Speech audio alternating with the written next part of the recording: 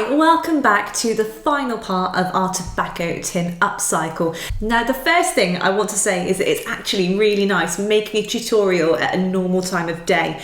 And anybody that hasn't watched my channel before, and this is the first time you're here, some of the other people that watch my channel will know that I've been cracking out some 4 a.m.ers recently and making tutorials for you guys at 4 o'clock in the morning, which, you know, I do it because I love you, but it is quite hard. So it's quite nice to be making one at 2 p.m. today, so a normal time to be making a tutorial for you. So this is the very last part of our money for nothing style tobacco tin upcycle. So this is the second upcycling series that I've posted on my channel, and for anyone that works on money for nothing and they're trying to think of new makers to have on their channel, I'm just saying, you know, you've got no needle felters, and needle felting is a super popular craft at the moment, as you guys all know, and it certainly lends itself to upcycling stuff, as we can see here in the tutorial that I've made. So enough jibber jabber, let's crack on with this final part. So in the last tutorial, we finished our woodland imp. So we added her hair, we added a plait to the back of her hair, we added her dress, and we also added a little bit of kind of colour to her cheeks as well, using the chalk pastels that I showed you. So I'm going to leave her to sleep because she had a busy night last night and she just needs to sleep it off, guys. There's no other way of doing it. So I'm going to put her to one side for the moment. Now, one of the first things we did when we started this tutorial is we made the woodland floor. And as you can see here, we've got the browns to kind of represent the earth of the woodland floor. And then we've also got the green olive colour wool, which is like the moss of the woodland floor. So we've got these lovely autumnal colours going on. But what I want to do now is I want to make some forest features to go with this. So I'm going to put my tin to one side. I'm just going to have a sip of coffee while it's hot. Cheers. Right, let's get some red wool. So my plan is to make some tiny toadstools to sit on our woodland floor that we've made, and also just surround our sleeping imp, just to kind of give more of that woodland vibe to it, because at the moment she's kind of covering a lot of the woodland floor, so you can't see it too well. And I just want to give more of a nod to that woodlandy vibe, really. So I have a small slither of red wool bats here. So the first thing I'm going to do is just start turning this like I'm going to be making a ball shape, okay? Quite a small ball shape. And then once I've got to about this stage, I'm just going to tear off the excess, bring round those loose fibres, and then I'm just going to felt that down so it can't go anywhere, okay? The next thing I'm going to do is I'm going to shape this using my fine twisted needles. So I'm going to hold it down with my finger. So my nail is in the way, so if I do accidentally stab myself, I'm hitting my nail varnish as opposed to the skin on my finger, and the worst that's going to happen is I'm going to take some nail varnish off of my fingernail, which is no biggie. So I'm just going to start creating a kind of a flattened circular shape initially. And it doesn't have to be completely symmetrical either, because as we all know, toadstools are not symmetrical. They can be, but they can also be a bit wonky. So I'm kind of going for that look here. I don't want anything too uniform. Again, we're going for that wild look, that woodland wild look. So I'm just flattening this underside initially, because this is going to be the side where we're going to add our stalk to later. I'm just going to felt down the sides as well, just to make this a bit more secure.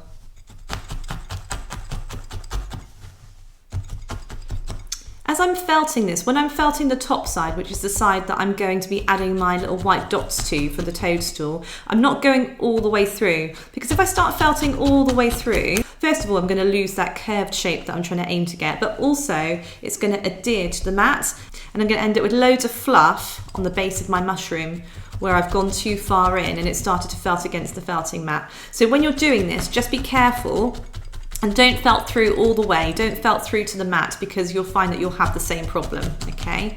So just take your needles in a little way and do quite shallow, light stabs. Make them quite bouncy. And then you should be fine. There we go. So we've got the first top of my toadstool made. So I'm going to make a few more of these in different sizes.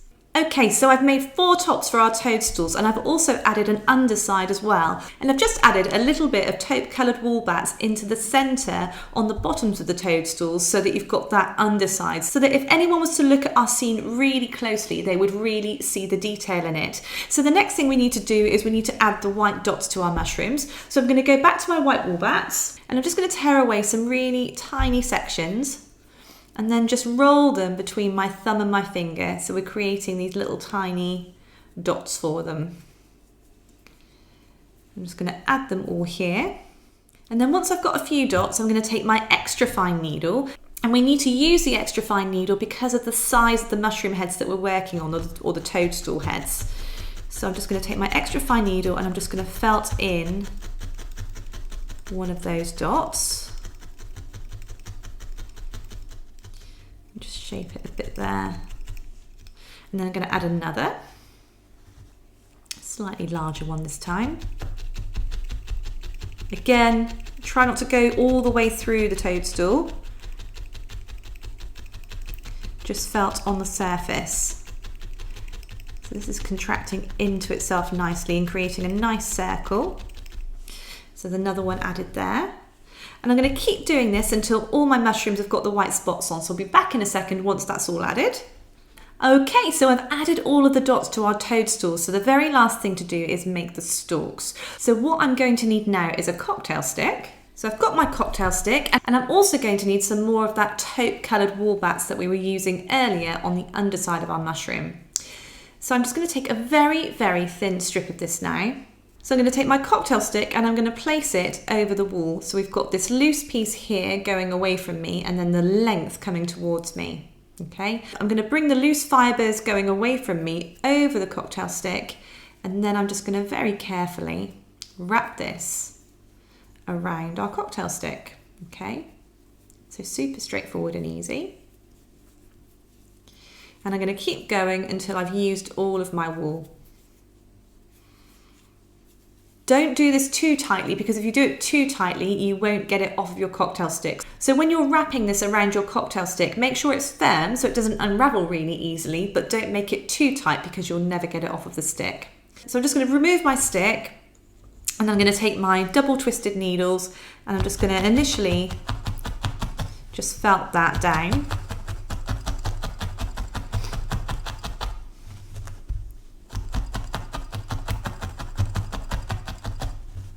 Just so nothing unravels, and I'm getting rid of that air pocket in the middle where the cocktail stick was sat. And I'm just going to give it a roll between my hand as well, just to muddle those fibres together. Once I've done that, I'm going to take my scissors, I'm going to cut it down the middle, and I'm just going to cut it again, get rid of the loose fibres on that side. And then again, I'm just going to cut it here too and get rid of any loose fibres on that side. And then I'm going to take my fine needles and just give it another felt.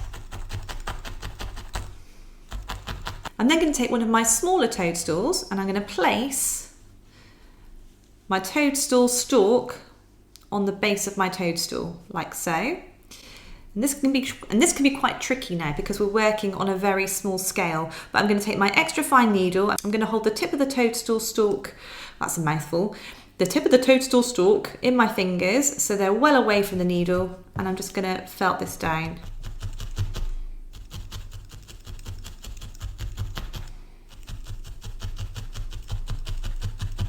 So I've got my first stalk added there. I'm going to go in and I'm going to add another stalk now to one of my larger mushrooms.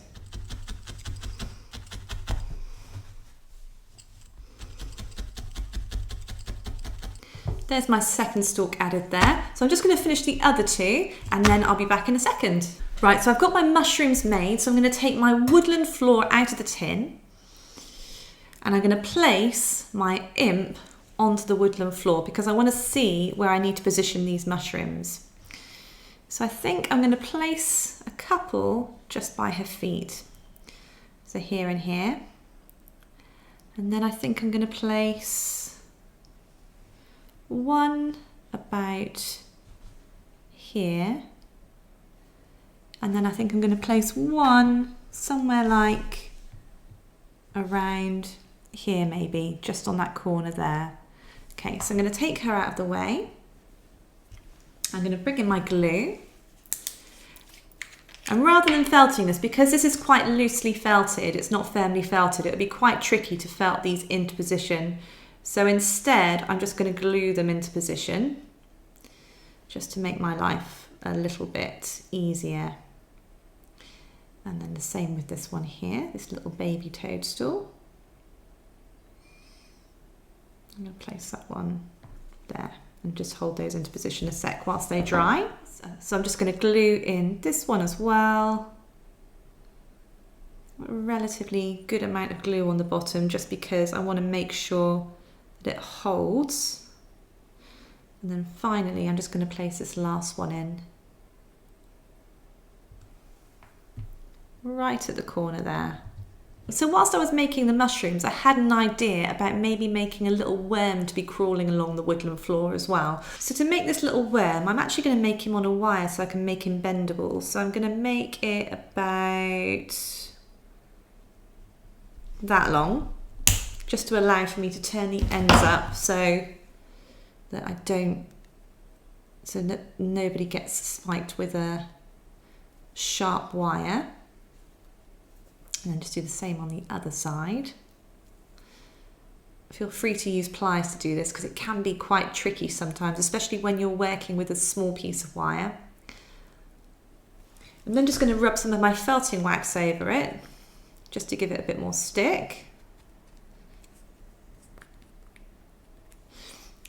And then I'm going to take my orange wool bats, so just a strip, and I'm going to start about 3/4 of the way down the bottom end. Just going to fold those bits round, and then as tightly as I can, I'm just going to wrap this around the wire,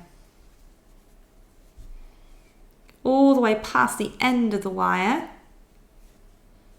and go a few turns there just to make more of a head.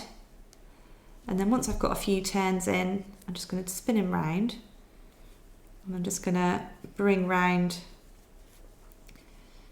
the rest of my wool. I've just got a bit of felting wax between my fingers as well, just to help with sticking that into position. And then I can just go back on itself.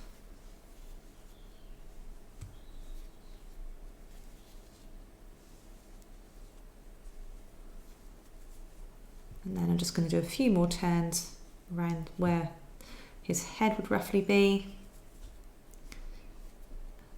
And I'm just going to get rid of that excess, pull that away, turn it round, and then I'm just going to get my double needles and just felt that down.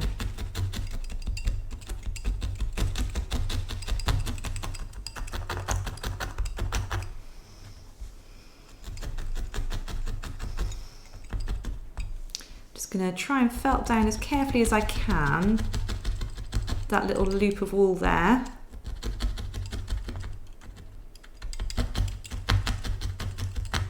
My extra fine needle. Again, just give him a bit of a felt to tidy him up.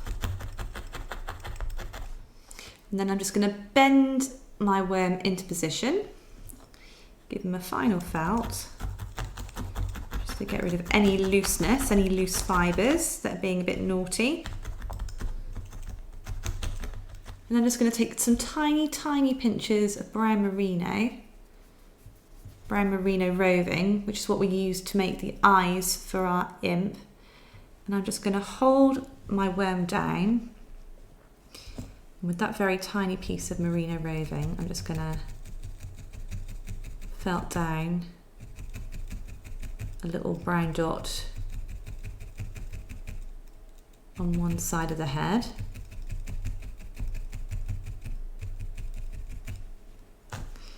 And I'm just going to take that other piece and do the same on the other side.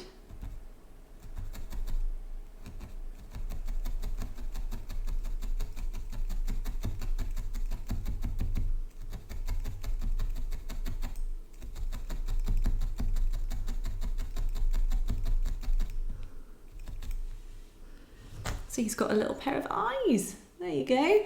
And then I'm just going to stick him into position in our scene. So I think I'm going to pop him maybe, I don't know, let's just put her in place here and just see where he looks good. Got a little toadstool there, toadstools there, toadstool behind her. Maybe like here, quite like him there. So I'm just going to take my glue, maybe have him like there. Yeah, that looks good. And I'm just going to put a little bit of glue on the underside of him.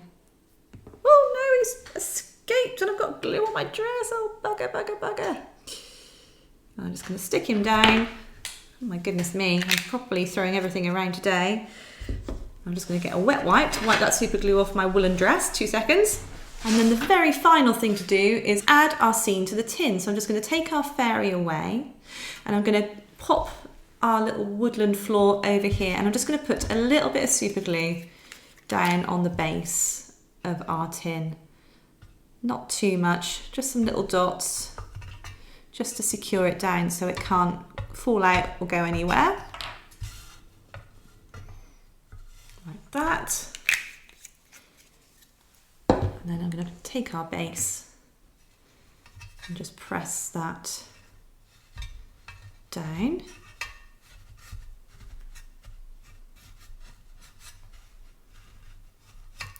So that should adhere nicely to the base of our tin. And then finally, I'm just going to add our fairy in. I'm not going to secure her down. She's just going to nestle in amongst the woodland floor with the mushrooms and the snails.